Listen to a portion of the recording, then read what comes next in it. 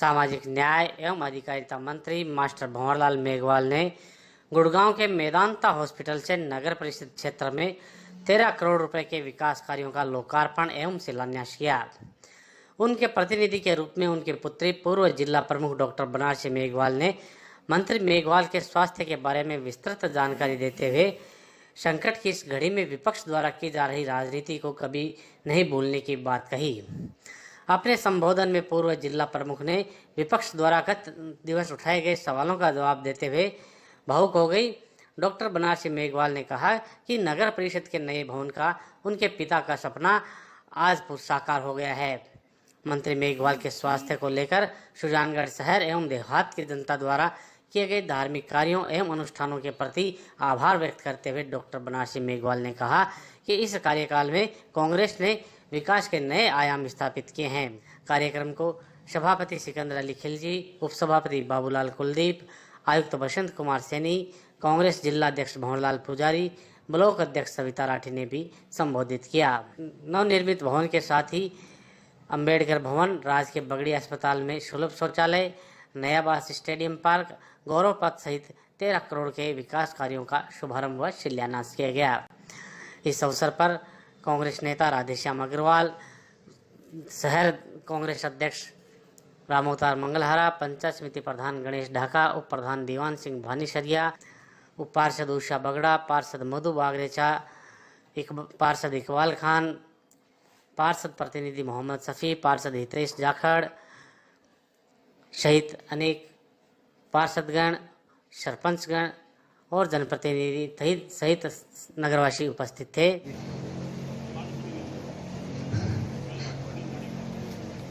मैं आपको बताना चाहती हूँ कि मेरे पे और मेरे परिवार की इस विकट परिस्थिति के अंदर उन्होंने जिस तरह के आरोप लगाए विपक्ष की पार्टी ने, ऐसी ओछी और घिनौनी राजनीति जो उन्होंने आज करी है वो कभी बर्दाश्त नहीं की जाएगी और हमेशा उसको याद रखा जाएगा कि इस विकट घड़ी के अंतर्गत इस तरह की गंदी और घिनौनी राजनीति उन्होंने की है। आज आपने देखा है इतने सारे विकास कार्य जो पूर्ण हो गए हैं, उन विकास कार्यों का उद्घाटन और शिलान्यास का कार्यक्रम रखा गया है। जो अधूरे काम है उनका नहीं किया गया है और ये राजनीति हमारी कतई नहीं है, हमारी पार्टी की कतई नहीं रही है, लेकिन उन लोगों का काम रहा है। मैं आपको आगे बताऊंगी अभी कि कितने कितने उद्घाटन और शिलान्यास उन लोगों ने अधूरे करे, उद्घाटन करे अधूरे, लेकिन हमने कभी ऐसा काम नहीं किया, न हमारे पार्टी के लोगों ने ऐसा काम किया है। मैं ये बताना चाहती हूँ, दूसरा आरोप उन्होंने ऐसा लगाया कि वहाँ कोई सुध नहीं ले रहा है, कोई बुलेटिन जारी नहीं कर रहा है मंत्री जी के बारे में, स्वास्थ्य के बारे में। मैं आपको बताऊंगी कि समय समय पर जब भी कोई सुधार की बात आई है, मैंने उनका बुलेटिन जारी करा है, प्रेस में भी दिया है और मीडिया में भी दिया है, आपके इलेक्ट्रिक मीडिया के अंतर्गत आया है। और मैं आपको ये जानकारी देना चाहूंगी कि जैसे ही ये घटनाक्रम हुआ, होते ही मैंने हॉस्पिटल लेके गई एसएमएस, और एसएमएस हॉस्पिटल जैसे ही मैं एम्बुलेंस से रवाना हुई मंत्री जी को लेकर, मैंने सीएम साहब अशोक गहलोत जी को फोन किया कि ऐसा हो गया है और मैं तुरंत हॉस्पिटल लेके जा रही हूँ। हालांकि मैंने व्यवस्था कर दी है कि वहाँ पे सब मुझे डॉक्टर्स तैनात मिलेंगे, फिर भी आप अपनी तरफ से उनको और पाबंद कर दें। आप ताजुब करेंगे, सारे अस्पताल के डॉक्टर्स जो है वहाँ पे खड़े हुए थे और तुरंत उनका सीटी स्कैन किया। सीटी स्कैन के अंदर ब्रेन स्ट्रोक बताया गया, तो ब्रेन स्ट्रोक के बाद में हमने न्यूरो आईसीयू के अंदर मंत्री जी को शिफ्ट किया और वहाँ पे जैसे ही शिफ्ट करा तब तक मंत्री जी मेरे से बात कर रहे थे। मैंने उनको बताया ये बात कि अशोक गहलोत जी ने किया। सारा मंत्रिमंडल जो है बाहर आके जब तक खड़ा हो चुका था, काफी मंत्री वहाँ पे मौजूद थे, स्वास्थ्य मंत्री जी मौजूद थे, उप मुख्यमंत्री जी सचिन पायलट जी जो हमारी पार्टी के अध्यक्ष हैं राजस्थान के, वो भी वहाँ मौजूद थे। उनकी आंखों में आंसू थे, वो भावुक हो चुके थे उस वक्त वो। और जब वो खड़े थे, उनके सामने कार्डियक अरेस्ट भी आया था। एक बहुत क्रिटिकल समय मेरे सामने था, तो भी मैंने उनको ये कहा चिंता मत करो। डॉक्टर्स को भी मैंने ये बोला, मेरे साथ कार्डियोलॉजिस्ट आया था, वो घर से ही आया था, वो वहीं खड़ा था, कुदरती मेरे साथ में था। सीपीआर उस बेड पे था। अगर वो कार्डियक अरेस्ट यहाँ आ जाता, घर आ जाता, या वो जो सीटी स्कैन कर रहे थे उसके ऊपर आ जाता, तो आज हमारे हाथ कुछ नहीं था। लेकिन वो हम लकी थे कि वो जो अरेस्ट आया उस वक्त कार्डियोलॉजिस्ट भी था और उसका सारा अरेंजमेंट भी था। उन्होंने सीपीआर दिया। आधा मिनट के लिए मंत्री जी चले गए थे। आधा मिनट के बाद मैं वहां खड़ी थी, मैंने कहा कुछ नहीं होगा, आप सीपीआर तो तुरंत आएंगे। और सब मेरी तरफ देख रहे थे कि इसको शायद या तो पता नहीं है, या ये जानती नहीं है, या इसका दिमाग उचूक हो गया है। सब लोगों को टेंशन हो रही है, इसको कोई टेंशन नहीं है, कह रही अभी आ जाएंगे। ये सब थे वहां के डॉक्टर्स के। उन्होंने तुरंत सीपीआर दिया और मंत्री जी अपने वापस सर्वाइव करे। लेकिन वो जो सर्वाइव करे उस वक्त उनका 0 रेस्पिरेटरी रेट, 0 पे थे, क्योंकि कार्डियक अरेस्ट तुरंत आया हुआ था। एक पता इतना खतरा था। फिर हमने कहा कि अब उनका क्या करना है। फिर तय हुआ, डॉक्टर्स का एक टीम बनी, 8 डॉक्टर्स, जिसमें न्यूरोलॉजी के थे, कार्डियोलॉजी के भी थे, और मेडिसिन के भी थे, एंडोक्राइनोलॉजिस्ट भी थे, और सब डॉक्टर्स ने 8 डॉक्टर्स का एक बोर्ड बनाया। उसके अलावा जो वहां का मेडिकल सुपरिटेंडेंट था वो भी साथ में था। उसके अलावा वहां के प्रिंसिपल मेडिकल कॉलेज के और वाइस प्रिंसिपल वो भी थे। 11 डॉक्टर मेरे साथ में थे। उन्होंने मीटिंग किया मेरे साथ, पूरा दिन 2-3 बार मीटिंग किया। मीटिंग करके उन्होंने कहा कि बहुत क्रिटिकल पोजीशन है, बहुत क्रिटिकल स्थिति है, इसके अंदर हम शिफ्ट नहीं कर सकते। उन्होंने हाथ ऊपर कर दिए, लेकिन मैंने हार नहीं मानी।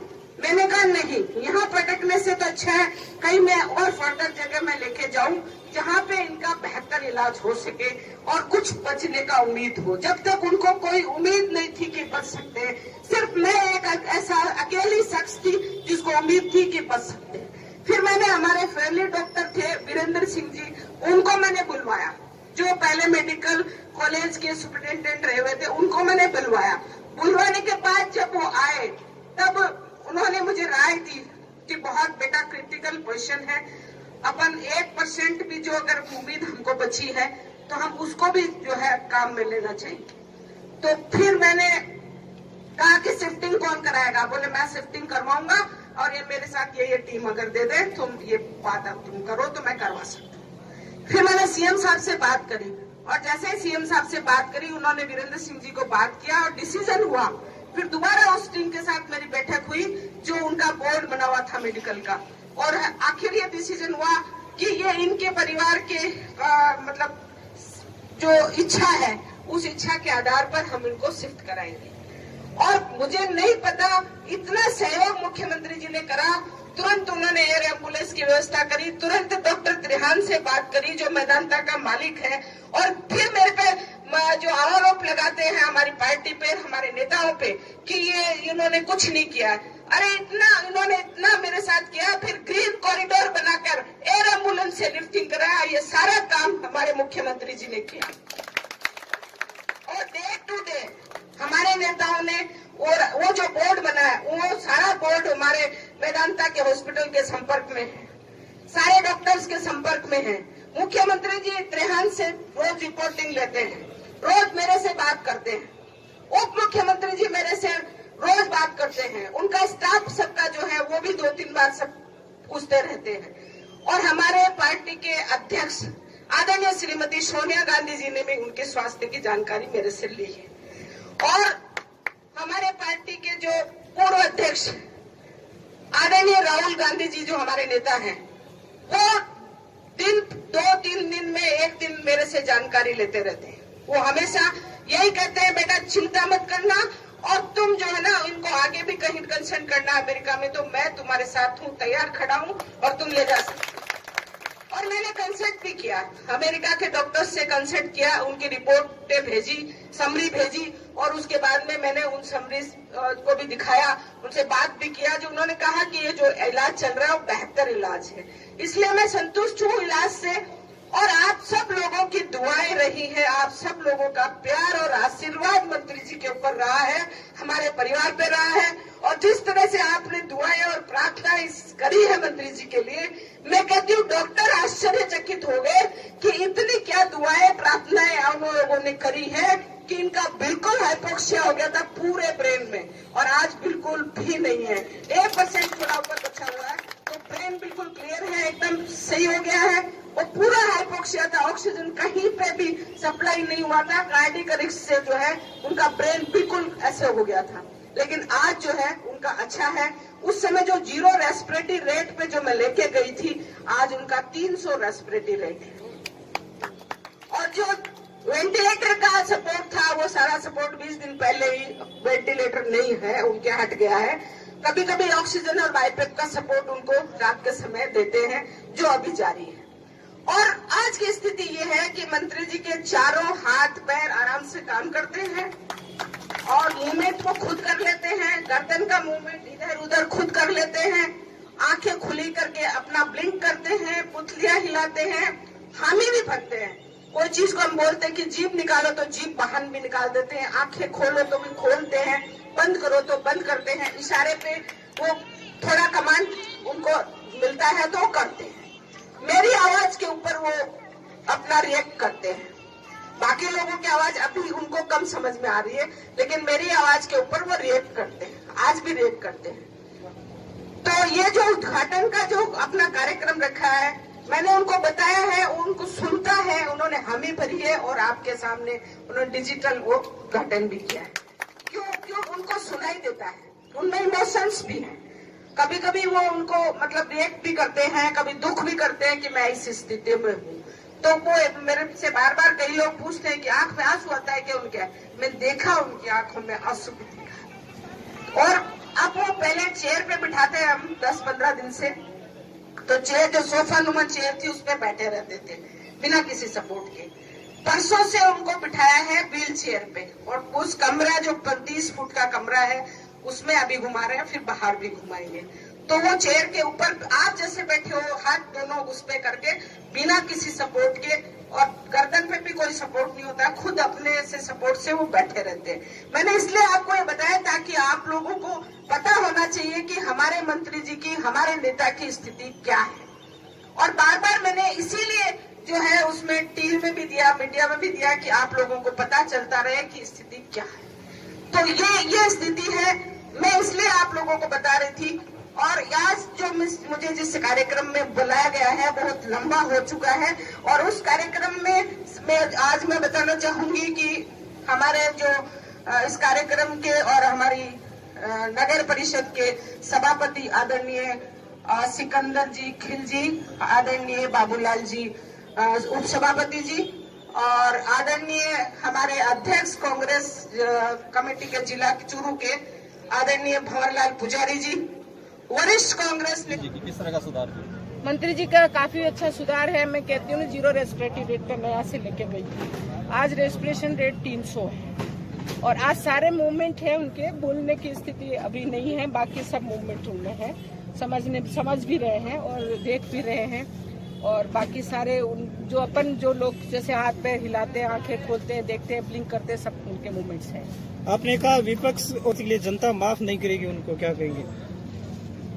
देखो, इस दुख की घड़ी के अंदर जो हमारी जो परिस्थितियां हैं, उस परिस्थिति में जिस तरह की ओछी राजनीति उन्होंने करी है, जिस तरह से प्रेस कॉन्फ्रेंस करके हमारे परिवार को या हम लोगों को डिफेम करने का जो कोशिश उन्होंने की है, और उन्हें डराने की कोशिश हमें की कि हम उद्घाटन नहीं करें, हम शिलान्यास नहीं करें, वो सारे जो काम हैं उनके पच नहीं रहे। हमारी पार्टी ने, हमारे जो नगर परिषद ने, हमारे जो मंत्री जी हैं, उन्होंने इतने काम किए हैं, इतने पैसों का जो उनका उद्घाटन हम करने वाले थे मंत्री जी खुद मई में, तो वो उस समय अस्वस्थ हो गए, नहीं आ पाए।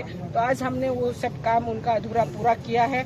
और मैं ये कहना चाहूंगी कि हमारा जो मनोबल है वो हमारी जनता ने बढ़ाया है, और उनके लिए प्रे की है, दुआएं की हैं, और उस प्रेम और दुआओं को और उनकी जो प्रार्थनाओं को मैं कभी नहीं भूल सकती। हमारे जो परिवार के साथ वो खड़े रहे हैं, उनको मैं कभी नहीं भूल पाऊंगी।